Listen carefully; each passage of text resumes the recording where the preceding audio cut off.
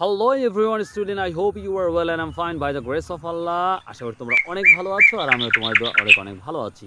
তোমরা যাই এসেছি পরীক্ষার্থী তাদের সামান্য কিছু উপদেশ আমি দিতে আসছি।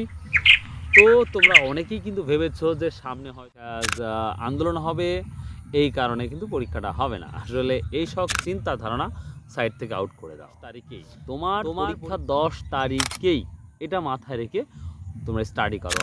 আর যেহেতু এখন সময়টা একেবারেই শেষ হয়ে গেছে, মাত্র 6 দিন আছে, আলাদা আলাদা করে অলরেডি প্রিপারেশন তো নিয়েছো আলহামদুলিল্লাহ। এবং ইংলিশের জন্য স্পেশালি যদি আমি কিছু বলে থাকি, অতিরিক্ত আর কোনো পড়ার দরকার নাই। যদি কমন কোনো বিষয়গুলো যদি একেবারেই সামনে আসে, যে তোমার যদি কনফিডেন্স লেভেলটা যদি হাই থাকে, যেটা আসবেই তাহলে তুমি এটা পড়তে পারো। আদারওয়াইজ আর নতুন করে কোনো কিছু প্যারাগ্রাফ বলো, application, civil, letter and email and seen passage and unseen, কোনো কিছু অতিরিক্ত পড়ার কোনো দরকার নাই। যা পড়েছো ওইটা নিয়ে অ্যানালাইসিস করো এবং ওইটাই ভালো করে রিভিশন দাও, তাহলে ইনশাল্লাহ ভালো পরীক্ষা হবে। তো এবার একটা বিষয় বলি, দেখো আমরা কিন্তু অনেক কিছু, আমরা বেশি করে ইংলিশে কিন্তু স্বাভাবিকভাবে সবাই দুর্বল।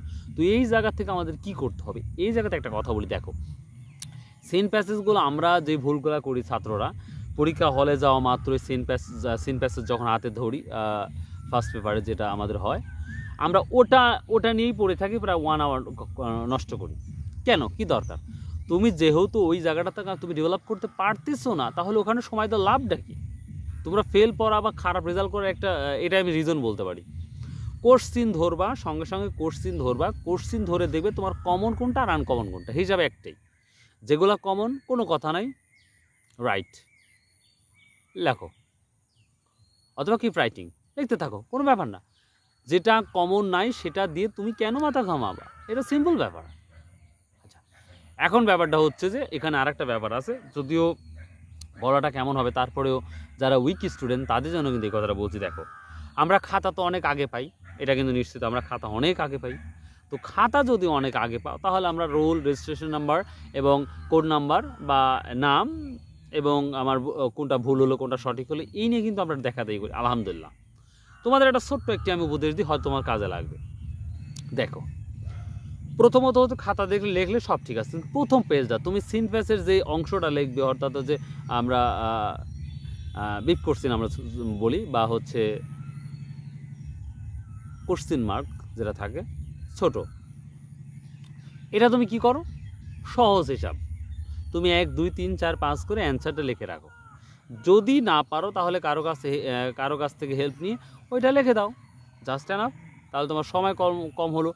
যেই যেমন with clue and without clue আসো, এগুলো তুমি খাতার লিখে নাও। তুমি শুধু অ্যান্সারটা করে শুনে কি বলতে পারি, answer to the question number 1, এইভাবে তুমি লিখতে পারো, কোনো ব্যাপার না। লেখার পরে তুমি একের পরে লেখো 1 2 3 4 5 6 7 8 9 10 বা ABCDEFGH লেখে একটা টান দিয়ে রেখে দাও। যদি তুমি সর্বশেষে যদি কোনো তথ্য পাও বা যদি নিজেই পারো, ওখানে সঙ্গে সঙ্গে লিখে দাও, তাহলে সময় কম লাগলো এবং তোমার ওইটা অ্যান্সারটা সঠিকভাবে হলো। এবং কেউ যদি তোমার বন্ধুবান্ধব যদি কেউ হেল্প করে, তাহলে সঙ্গে সঙ্গে নতুন করে আবার লেখার কোনো দরকার নেই প্রশ্নে খাতাত, তুমি শুধু খালি অ্যান্সারটা টুকে দাও, জাস্ট এটা। আর আমরা যেইটা ভুল করি বারবার, আমরা যেগুলো পারি না সেগুলোই চিন্তা করি। আরে ভাই তুমি যেগুলো পারো সেগুলো লেখো, লেখার পরে দেখবে যে 1 আওয়ার তুমি সময় পাবা। এই 1 ঘন্টা কী করবা? এই 1 ঘন্টা তখন তুমি কি করবা, ওই 1 ঘন্টা তুমি কাজে লাগাবা। ওই 1 ঘন্টা তুমি কাজে লাগাও পরীক্ষার জন্য, ওই 1 ঘন্টা কাজে লাগাও। যেটা পারো না সেটা হেল্প নাও, না পারলে আরও হেল্প না হলে নিজেই চেষ্টা করো, যা পারো তাই লেখো, তাহলে দেখো রেজাল্টও ভালো আসবে ইনশাল্লাহ। আর যারা একবারে উইক স্টুডেন্ট তারা ইনশাল্লাহ পাস করতে পারবে ইনশাল্লাহ, আশা করা যায়। তো এই ছিল একটা ছোট্ট উপদেশ। আর অবশ্যই রাইটিং সাইডটা you have to complete your writing side. অবশ্যই তোমার রাইটিং সাইডটাকে কিন্তু খুব স্ট্রং ভালো করতে হবে। রাইটিং সাইড করলে তাহলে একটা ভালো একটা মার্ক পাবে, তারপরে যতটুকু পারো সেই অনুযায়ী লেখো, তাহলে দেখবে জাস্ট এনাফ, ইনশাল্লাহ ভালো রেজাল্ট হবে। তো প্রিয় স্টুডেন্ট, যদি এই ছোট্ট একটা ভিডিও যদি ভালো লাগে, অবশ্যই লাইক শেয়ার কমেন্ট করতে ভুলবা না। আর যদি কোনো প্রয়োজন হয় অবশ্যই কমেন্ট করবে, চেষ্টা করবে আমি সেই বিষয় নিয়ে অ্যানালাইসিস করার চেষ্টা করবো এবং প্রেজেন্টেশন করার চেষ্টা করবো। সুবহানাল্লাহ, আসসালামু আলাইকুম রহমতুল্লাহ।